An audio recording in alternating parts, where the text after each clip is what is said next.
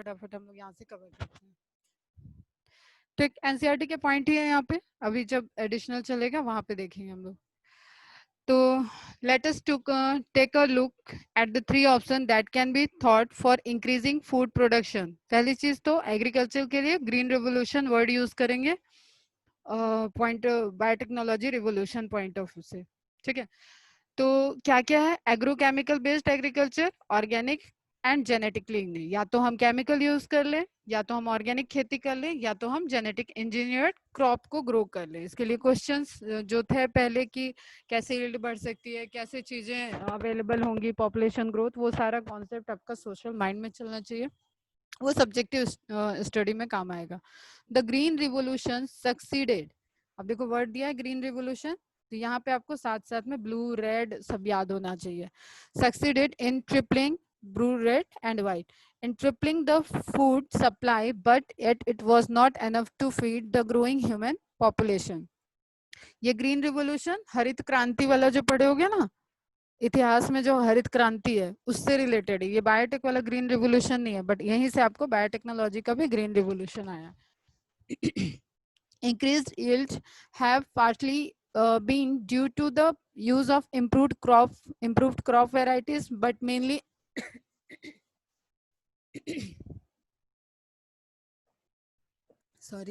but mainly due to the use of better management practices and use of agrochemical fertilizer, pesticide, ये सब उस हरित क्रांति के बाद जो जो इन्वेंट हुए उन सब चीजों की बात है। However, for farmers in the developing world, agrochemicals are often too expensive and further increases in yield with existing varieties are not possible using conventional breeding. Is there any alternative path? इसी का answer था, वो path आपका क्या है, genetic engineering, ठीक है, GMC. Is there any alternative path? किस चीज के लिए? That our understanding of genetics can show that the farmers may obtain maximum yield from their field. Is there a way to minimize the use of fertilizer? Chemical का use कम हो, pesticide इनका use कम हो, so that their harmful effect on the environment are reduced. Use of genetically modified crop is a possible solution. ठीक है, ये हमारा सब background है, ये हम लोग पहले भी देख चुके थे। Plants, bacteria, fungi and animals whose genes have been altered by manipulation are called genetically modified organisms. Collectively हम जिसका भी जीन अल्टर कर लें और वो लिविंग ऑर्गेनिज्म ही रहे, ठीक है, उससे लिविंग ऑर्गेनिज्म रिलेटेड है, वो ग्रो कर रहा है सब कुछ, तो वो सारे ऑर्गेनिज्म कैसे हो जाएंगे, genetically modified organism. Next generation जो प्रोड्यूस होगा वो भी क्या होगा, जीएमओज में आएगा। क्लियर? वो नॉर्मल तो रहा नहीं, उसका जीनोटाइप को हमने अल्टर कर दिया। GM plants have been useful in many ways. अब ऑब्वियसली हम यहाँ पे इतना मॉडिफिकेशन कर रहे हैं तो हमें उनके कुछ ऑब्जेक्टिव देखने होंगे कि किस चीज में वो हमें हेल्प कर रहे हैं। क्लियर? तो first, made crops more tolerant to abiotic stress. जैसे कुछ क्रॉप हमारे सीजनल हैं, ठीक, अब वो हमें थ्रू ईयर पूरे एनुअल हमें ब्रीड वो उनपे ग्रोथ होती हुई दिख रही है, पूरे थ्रू ईयर वो ग्रो कर रहा है, मतलब उनपे टेम्परेचर, ठीक है, जैसे कोई भी एबनॉर्मलिटी, ये तो अभी नॉर्मल चीजों की बात करें, अब जैसे यहाँ पे लिखा हुआ है कोल्ड, रॉट, सॉल्ट, हीट, इनका इफेक्ट ना पड़े, ठीक है, ठंड के मौसम में भी वो ग्रो कर जाए, सूखा पड़े तो भी वो ग्रो कर। अब सूखा मतलब ये अब एकदम नहीं कि रेगिस्तान में जाके ग्रो कर जाएगा, ठीक है, तो वो भी नहीं है, जीरोफिटिक कंडीशन नहीं ग्रो कर पाएगी, मतलब कम से कम वाटर का रिक्वायरमेंट हो, ऐसे प्लांट मॉडिफाइड हो जाए जिनसे वाटर लॉस बहुत कम हो, ठीक है, कंजम्पशन ऑफ वाटर, जो कम वाटर मिले उनको उसमें ही उनका पूरा प्रोसेस चल जाए, फोटोसिंथेसिस वगैरह। तो मेन क्या है कि कम से कम चीजों में सर्वाइवल हो, ये ऑब्जेक्टिव होती है।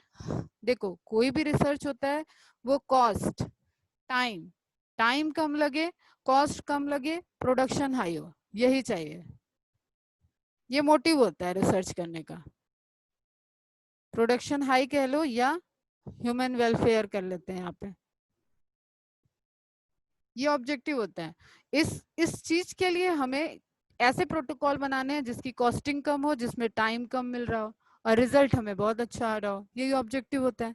ठीक, next, reduced reliance on chemical pesticides pest resistant crop अगर हमने बना दिया तो वो पेस्टिसाइड पे डिपेंडेंट नहीं होंगे, उन पे पेस्टिसाइड स्प्रे नहीं करना पड़ेगा। Help to reduce post harvest losses, ठीक है।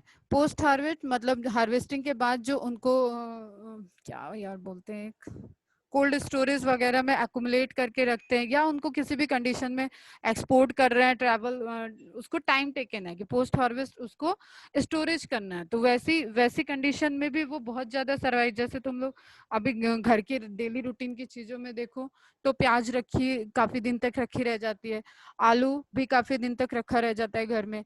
लेकिन ग्रीन वेजिटेबल ले आओ, धनिया ले आओ, हम तो तुम्हारे रत्नागिरी में धनिया से परेशान हो गए, धनिया अगर ले आए तो वो आज सुबह की कल ना चलती, अब उसके लिए या तो मैं फ्रिज खरीदूं।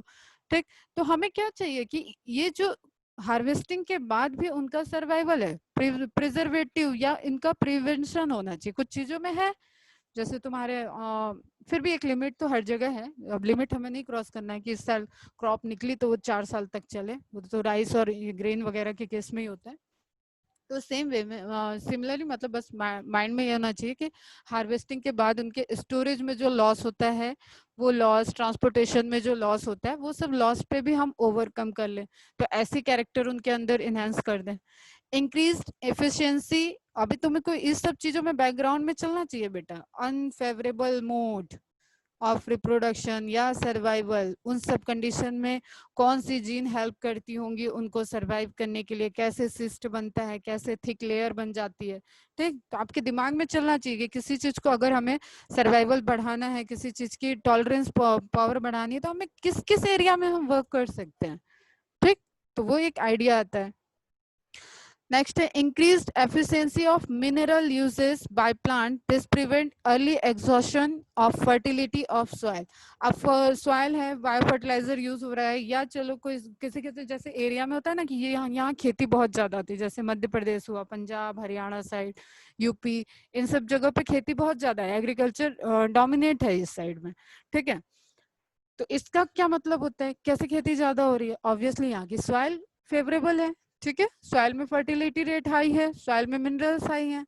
ठीक, तो अब वो मिनरल, जैसे हम लोगों ने मिनरल ट्रांसपोर्टेशन पूरा पढ़ रखा है, हर एक मिनरल किसी न किसी प्रोसेस से रिलेट है। देखो उस पोर्शन से कोई क्वेश्चन शायद नहीं आया है, तो ये तुम लोगों के लिए अगले साल के लिए बहुत ज्यादा टारगेट वाला पोर्शन रहेगा। आपको पूरा मिनरल चार्ट और सब वहां से आप क्वेश्चन पुट होंगे, प्लांट फिजियोलॉजी के कम ही क्वेश्चन है शायद अप्रोक्सीमेटली। देखो फिर क्वेश्चन पे हम आगे तो टोटल 90 क्वेश्चन में 45 44 तुम्हारा बायोलॉजी बॉटनी से है, और ऐसे ही लगभग मतलब 50-50 का रेशियो है दोनों में, बॉटनी जूलॉजी में। ठीक, और इसमें सेल, बायोमोलिक्यूल्स, ये सारी चीजें बॉटनी में चली जाती हैं। तो एक अब तुम्हें क्या फोकस करना है वो मैं कर लूंगी शॉर्टेड, कि किस पोर्शन में इस साल क्वेश्चन नहीं आया है और वो टारगेट हो सकता है नेक्स्ट ईयर, वो सब मैं प्रिडिक्ट करूंगी, वो सब पे वर्क करते हैं, देखते हैं, वो तुम्हारा जोन नहीं है। तो नाउ हम क्या उस सॉइल का यूज करना है, भाई मिनरल्स चाहिए, तो ऐसे प्लांट हो जाए जो कम मिनरल में, ठीक है, कम मिनरल एब्जॉर्ब किए और प्रोडक्ट ज्यादा हो रहा है, वो मिनरल ज्यादा देर तक सरवाइव कर रहा है, वो उनके अंदर जल्दी यूज नहीं हो पा रहा है, एग्जॉस्ट नहीं हो पा रहा है। ठीक है, तो उससे क्या होगा, उस सॉइल की फर्टिलिटी बढ़ी रहेगी, फर्टिलिटी बनती रहेगी, अच्छी रहेगी, वहां सॉइल में मिनरल्स प्रेजेंट रहेंगे। ठीक है, इसके इसके पीछे तुम्हारा डिकम्पोजर वाला फिनोमिना भी चलना चाहिए, डिकम्पोजर ऑर्गेनिज, ऑर्गेनिक को इनऑर्गेनिक में कन्वर्ट करना, सॉइल में रिसाइकलिंग करना, ये सब चलता है यहाँ से बैकग्राउंड में। Enhanced nutritional value of food, golden rice इसका एग्जांपल दिया है, and vitamin A, golden rice ही विटामिन ए रिच्ड राइस है, इसको हम लोग देखेंगे भी डिटेल में कैसे बनता है, क्या बनता है। तो मेन हमारे जो ऑब्जेक्टिव हैं वो क्रॉप की प्रोडक्टिविटी और स्टोरेज कैपेसिटी, उसकी क्वालिटी, उसको कम से कम चीजों की सप्लाई होने पे वो ज्यादा से ज्यादा क्वालिटी क्वांटिटी का प्रोडक्ट दे, उस चीज पे फोकस करना है by using genetic engineering. Objective में तो किसी को अब कोई डाउट नहीं होना चाहिए कि ऑब्जेक्टिव क्या है, जेनेटिक इंजीनियरिंग लोग कर क्यों रहे हैं। ठीक, in addition to these uses, GM has genetically modified has been used to create tailor-made plant to supply alternative resources tailor made plant मतलब डिजायर्ड कैरेक्टर्स प्लांट्स टू, एक इसके लिए वर्ड और आएगा, रुको हम बताएंगे इसको, to supply alternative resources to industries in the form of starches, fuels and pharmaceuticals. Starches, fuels and pharmaceutical, इनका जो ट्रेडिशनली यूज हो रहा था उसी चीजों को और इनहेंस करके और उसको इंडस्ट्रियल पर्पज से, ठीक है, जैसे कुछ चीजें हमें नेचुरली भी दिखती हैं लेकिन जब हम उसको एक्सट्रैक्ट करते हैं उन्हीं चीजों को और उसको इंडस्ट्रियल पर्पज से यूज कर रहे हैं तो हम उसको बहुत ज्यादा हाई अमाउंट में रिग्रेसली उसको यूज करने लगते हैं, ठीक है, तो वो हमें एक हिंट भी वहां से मिलता है और उससे हम उसके ही बेनिफिट को, उसके पॉजिटिव पॉइंट को ले लेते हैं, आइसोलेट कर रहे हैं और उसको अपने पर्पज से यूज कर रहे हैं, तो अल्टरनेटिव रिसोर्सेज ऑफ इंडस्ट्रीज के हो जाते हैं वो, और वो ट्रेडिशनली ऑलरेडी नेचुरली भी प्रेजेंट थे, बस हमें उस पर फोकस करना था. Some of the application of biotechnology in agriculture that you will study in detail are the production of, जो हमको ज्यादा पढ़ना है बेटा डिटेल में, बीटी कॉटन पढ़ना है, that is paste resistance which could decrease the amount of pesticide use. Simple से इसका ऑब्जेक्टिव क्या है, पेस्टिसाइड हम स्प्रे करते हैं पेस्ट ताकि क्रॉप पे ना लगे, अब हम ये क्रॉप में ऐसा जीन हो, क्रॉप के अंदर ही ऐसा जीन मैनिपुलेट कर दें जो पेस्ट पे अटैक कर दे, मतलब क्रॉप खाएगा पेस्ट, क्रॉप पे अटैक करेगा तो पेस्ट के अंदर क्रॉप का ऐसा पोर्शन चला जाए, उसकी लीफ से कुछ ऐसा कंटेंट गया, ऑब्वियसली जो डाइजेशन सिस्टम में तुम्हारा कार्ब्स प्रोटीन सब उसका आएगा ही पोर्शन, फाइबर वगैरह, उसके साथ साथ क्या आएगा, डीएनए भी आएगा, न्यूक्लिक एसिड भी आएगा, इस डीएनए में हमने इंजीनियरिंग कर दी, अब वो कुछ ऐसी चीज सिक्रीट कर रहा है, कुछ ऐसा प्रोटीन फॉर्म कर रहा है जो पेस्ट के मेटाबॉलिज्म पे एक्ट कर दिया, पेस्ट को हार्म कर दिया, पेस्ट ही खत्म हो गया, सिंपल सा लिख लें, अभी पढ़ेंगे तो हम लोग ये डिटेल में, तो उससे क्या हो गया, हमने जेनेटिक इंजीनियरिंग को यूज करके कैसा प्लांट बना लिया, पेस्ट रेजिस्टेंट प्लांट. अब प्लांट के अंदर ही पेस्ट रेजिस्टेंसी आ गई तो वो बाहर से स्प्रे करने की क्या जरूरत है, तो पेस्टिसाइड का यूज क्या हो गया, बंद. समझ में आया, जिसका हमने पहले भी लेक्चर में बताया, बीटी कॉटन का कपास, कपास सुने हो ना हिंदी में, कपास की खेती में भारत पहले स्थान पे है शायद, शायद क्या यकीनन वैसे तो उसी खेती के लिए आपका बैसिलस थुरिंजेसिस बैक्टीरिया अटैक करता था और पूरी की पूरी क्रॉप एक बार में डिस्ट्रॉय हो जाती थी, पूरे के पूरे खेत खत्म हो जाते थे, ठीक है. बीटी टॉक्सिन, ये समझ में आ रहा है ना, जो कॉटन बॉल देखे होगे, कॉटन जिससे निकाला जाता है, सिंपली ये समझ लो, BT toxin is produced by a bacterium called bacillus thuringiensis. अब ये बैक्टीरिया का नाम आ जाएगा, मैच द कॉलम आ जाएगा, बीटी शॉर्ट में बोल रहे हैं, बीटी टॉक्सिन किससे निकलता है, बैक्टीरिया से निकलता है. बैसिलस वर्ड है तो कैसे क्या शेप होगा इसका, फटाफट रिप्लाई करो, एक लाइन से देखो कितने क्वेश्चन जा रहे हैं. जेनेटिकली इंजीनियरिंग में यूज होने वाला वन ऑफ द बैक्टीरियम पूछ ले और एग्जांपल दिया है वहां पे इसका नाम आ जाए, बीटी का फुल फॉर्म पूछ ले तो आ गया, टॉक्सिन रिलीज करता है ये पूछ ले तो आ जाएगा, कौन सा डिजीज करता है वो तो अभी आगे इस लाइन में नहीं है, इस लाइन से हम और क्वेश्चन बनाए, क्या है ये, वायरस है या बैक्टीरिया है, वो आ जाएगा, ठीक है. बैक्टीरिया है तो इसका शेप कैसा है, rod shape, very good, good good, ठीक है. इस तरीके से आपको अपनी नॉलेज को हर वक्त कनेक्टेड रखना है, आप इस लाइन से क्या क्या इंफॉर्मेशन निकाल सकते हो. Now BT toxin gene, gene की बात हो मतलब उसके जीनोम की बात हो रही है, has been cloned from the bacteria and been expressed in plant to provide resistance to insect without the need for the insecticide. ठीक है, अरे बैसिलस थुरिंजेसिस तो डिजीज नहीं करेगा, यहाँ पे हम शायद गलत बोल गए, बैसिलस थुरिंजेसिस वो तो क्राउन बॉल डिजीज हो रही है, बैसिलस थुरिंजेसिस क्या कर रहा है, टॉक्सिन रिलीज करेगा, इसको हम लोग यूज करेंगे, ठीक है. Has been cloned from the bacteria and been expressed in plant to provide resistance to insect without the need for the insecticide. In effect, created a biopesticide. Example are BT cotton, BT corn, BT rice, tomato, potato, soyabean and one add कर लेना, BT brinjal यहाँ पे नहीं दिया जो कि genetic engineering से बहुत ज्यादा इसकी प्रोडक्टिविटी हो रही है, और बीटी ब्रिंजल पे काफी काम हो चुका है, तो बीटी ब्रिंजल भी पूछा जाता है। BT cotton, BT rice, tomato, potato, soybean and brinjal. ठीक है, अपने एनसीईआरटी में ऐड कर लेना। बीटी कॉटन हमें पढ़ना है। Some strains of Bacillus thuringiensis produce proteins that kill certain insect. हमें किल किसको करना है भाई? इंसेक्ट को करना है, बैक्टीरिया को किल नहीं करना था। ठीक है, इंसेक्ट को हमें किल करना है। तो इस इंसेक्ट को किल करने के लिए कुछ बैक्टीरिया होंगे ऑब्वियसली। देखो अब हमारे सराउंडिंग में क्या है, ये इंसेक्ट कैसे कैसे डेथ हो सकते हैं, उस इंसेक्ट की स्टडी कर ली। अब उस स्टडी में हमें मिल गया कि इस इंसेक्ट पे ये वाला बैक्टीरिया ग्रो करता है, बैक्टीरिया अटैक करता है, तो भी इसकी डेथ हो जाती है।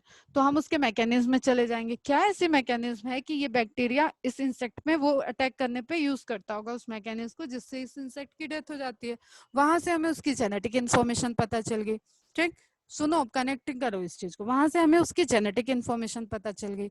हमारे पास क्या है, एक अच्छा सा प्लांट है जिसके वजह से हमारे देश की इकोनॉमी चल रही है और उसमें ग्रोथ हो रही है, और ये इंसेक्ट आ रहा है, इस पे अटैक कर रहा है और पूरी की पूरी क्रॉप को खत्म कर दे रहा है।